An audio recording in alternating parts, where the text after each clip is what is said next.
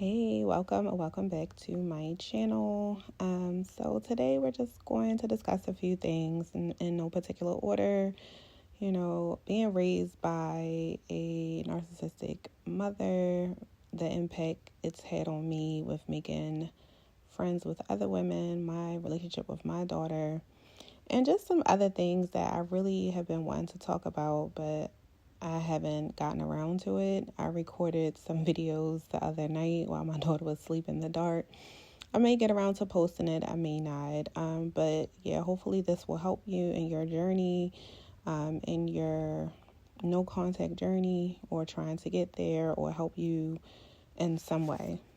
So growing up, I really always felt out of place. Like I always felt like I could see things differently than everyone. So I never felt like I never belonged in my family. And if you are a scapegoat or black sheep, you felt or had these feelings probably since you were a child. It really hurts to know that my mother was my first bully.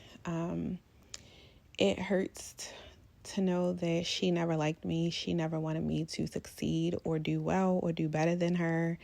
And if I did do well, it would be because one, she either helped or she was like, oh, my daughter's a good mother. Like I was a teenage mother. She's such a good mother, blah, blah, blah. So it's like to make herself look good as a parent. I went no contact with my mother, I want to say almost 5 years ago. And I remember the day like it was yesterday. And it was the most painful day. It was 5 Easters ago. I believe I covered it in another video. But it's been 5 years. And then gradually I went no contact with the rest of my family.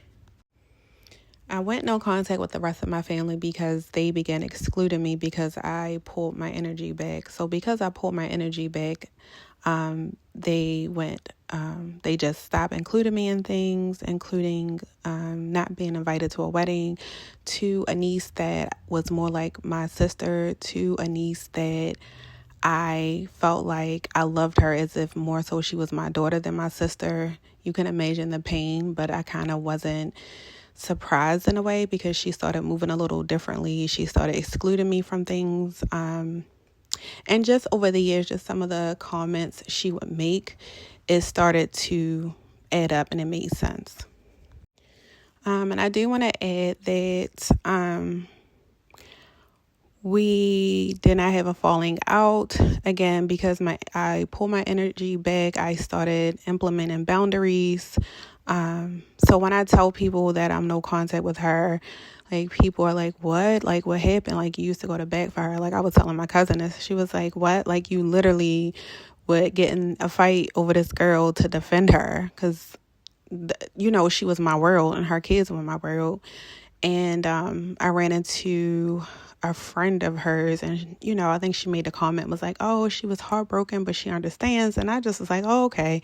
I didn't even get into the story of it because she can tell the story however she needs to tell it, and that's fine. There are no hard feelings towards her at all. When her spouse passed away, again, to the wedding I wasn't invited to, I left her a message and I left her a voice message. I'm assuming I'm blocked. And I sent her a message, text message, and no response, which is fine. Again, I don't have any ill feelings towards her. Will the relationship ever be repaired? No. Will it ever be the same? No, because there's too much that has been done for it to even go back to what it was. Also, and just, thinking about, raising my daughter, and so many emotions come up while raising her.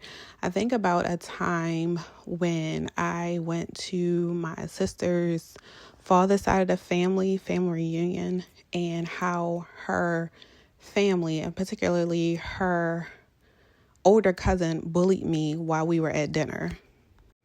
I want to say I was like 8 or 10. I cannot remember, but I was a little chunky, but I looked really pretty. And I can't remember what she said. I don't know if she called me fat or chubby, but she just kept saying things. And I'm just like sitting there crying. And my sister, which is my niece's mother, I don't believe my niece was born yet. But anyway, my sister just allowed this grown ass woman to bully me. And so, like I said, a lot of the things when you hear about women or people going on contact with their family, it's not just one thing, it's years. And as a child, you kind of like suppress it and you push it down because it's like, this person is supposed to love me. They're supposed to protect me. They're supposed to be here for me. And you just really start like being in your head, like, this is really not happening. But yeah, like going back on certain scenarios and certain things in my life, even now as an adult, like these people never liked me. Like never liked me, like never F with me. Like since I came out of my mother's womb, it was like, I don't like this girl. Like she's beautiful, she's pretty, all that good stuff. And that's probably, I know that's not probably, that's one of the million reasons why they don't like me. And one of the reasons why I had to pull my energy back. Going no contact honestly has improved my mental health, but in the same breath, it's very isolating.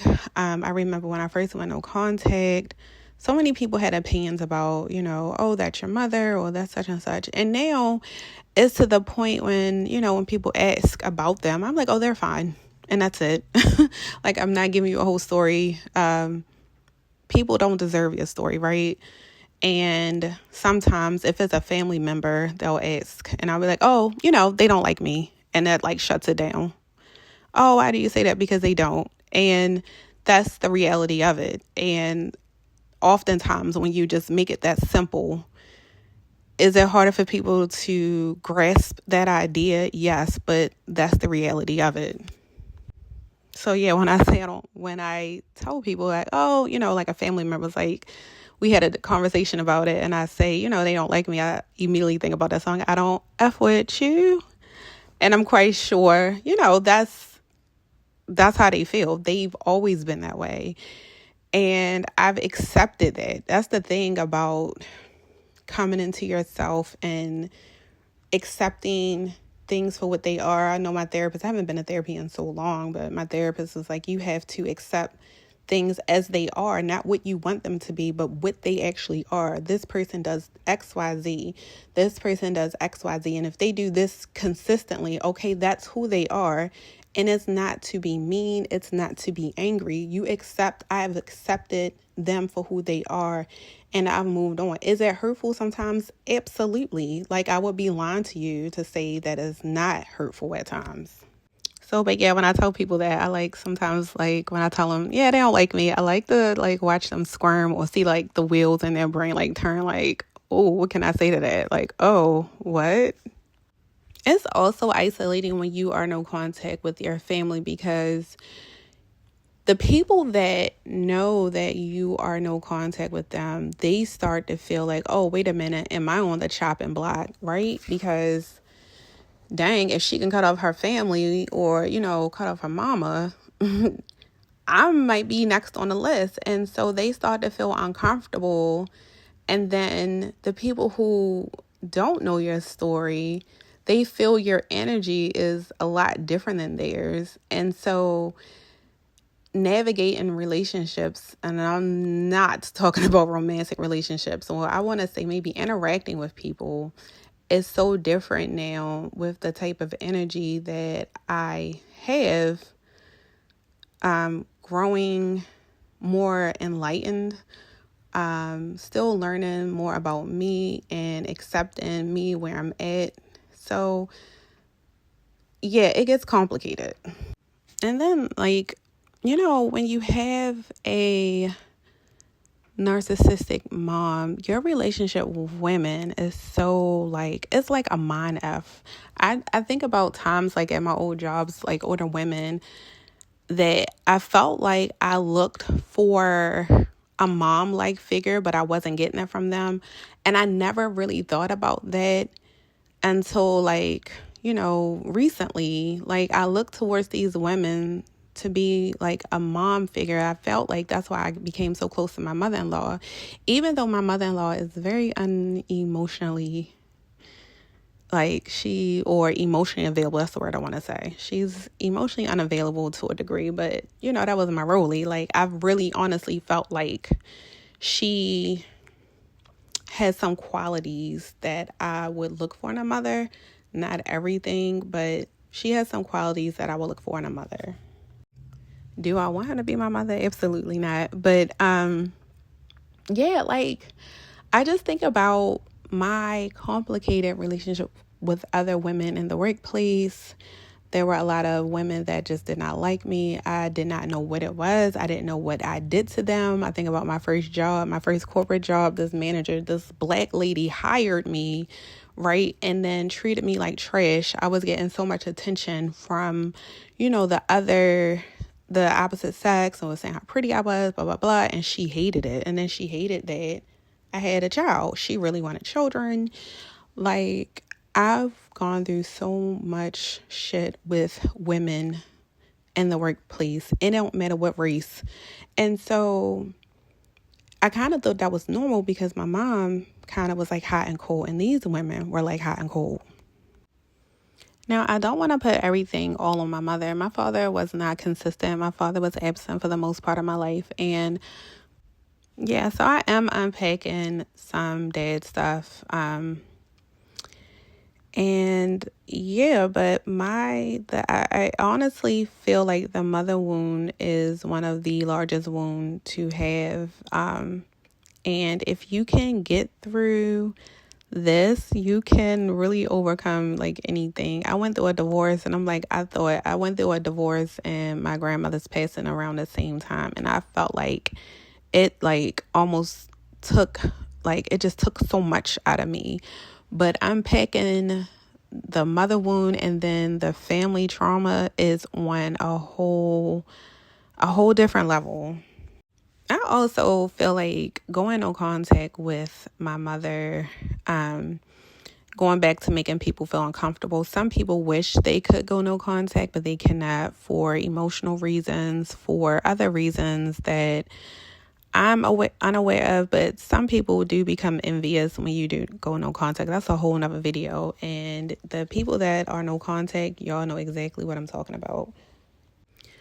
So let's bring it into 2026. I know I spoke on things on the past. We're going to talk about now, because some videos talk about, oh, my mother did this, or oh, my dad did that, da da da da, I can't forgive it, blah blah blah. So fast forward to 2026, right? I have some like voicemails on my phone from my mother. 2026, like I want to say last month, leaving me messages saying, and basically, I'm not going to get into detail about what type of the type of messages that were left, but messages basically needed me to do something about her. And here's the thing, because I think some of her friends have YouTube. If you really want to form a relationship with someone, especially your children, you don't call when you need something, right? So 365 days of the year, my birthday has gone by. There have been holidays. Like a few years ago, I was in a hospital. I'm quite sure she knows because she knows. But I get every so often, right? I get a message saying, oh, I need this, or can you do that? I need this, or da da da. So here are those messages. It confirms I made the right decision to go no contact. Like, I made the right decision to go no contact. Like I said, this woman does not like me. Like, I don't even know. Like, as a mother, I could never, when I tell you I could never not call my child, one. Two, and when I do call them when I need something. That is the most narcissistic shit. If that ain't narcissism, yeah, like I chuckled at it, but it's like, what she had asked me to do, what she was requesting of me, was something that I could not do, right? And even if I could, I wouldn't. Like, no. The silver lining is in going no contact with my mother is doing the work, knowing that I am healed, I am still continuing to grow, and I know the type of mother that I am, that my daughter will not have to deal with what I dealt with as a child and as an adult. I'm her Rolly. I'm going to be there no matter what.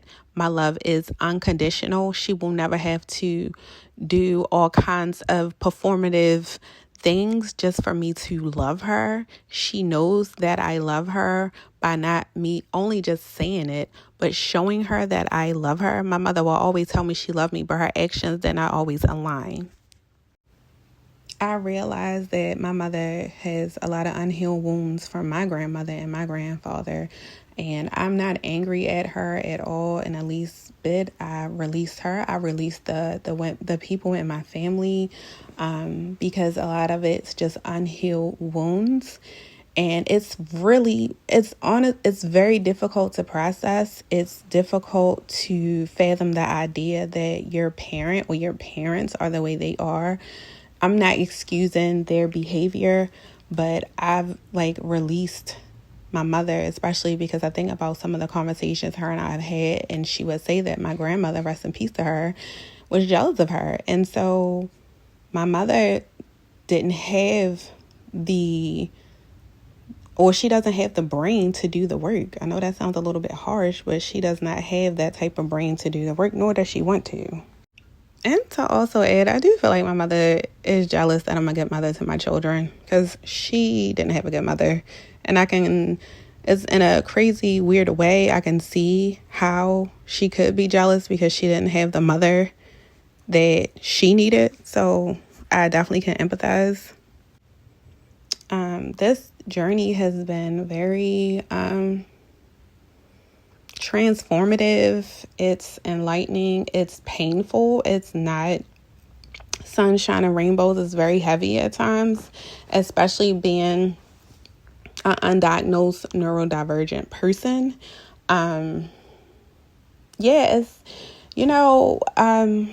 Yeah. But leave in the comments what you all think. Tell me what your experiences have been. Hopefully this video can help someone. And you've got this. And if you're having a hard time, as I was having a hard time today, honestly, thinking why was I chosen to lead and be in this life? But I've been chosen for a reason, and I honestly sometimes I just don't like it, being honest. But yeah, let me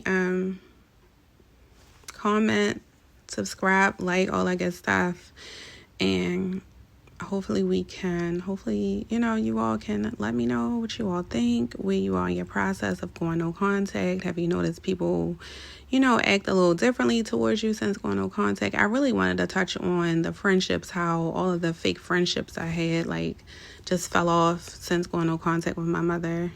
It's I saw they were leeches and I was like, oh, okay, I'm good. But anyway, yeah, let me know what you think, and I will talk to you all soon. Hope you are well. Bye. I meant to add my ex-mother-in-law. That's not my mother-in-law. I'm not married. I'm quite sure you caught on that it was my ex-mother-in-law. But yeah, ex-mother-in-law, not mother-in-law. And didn't know how to edit it to add it up there.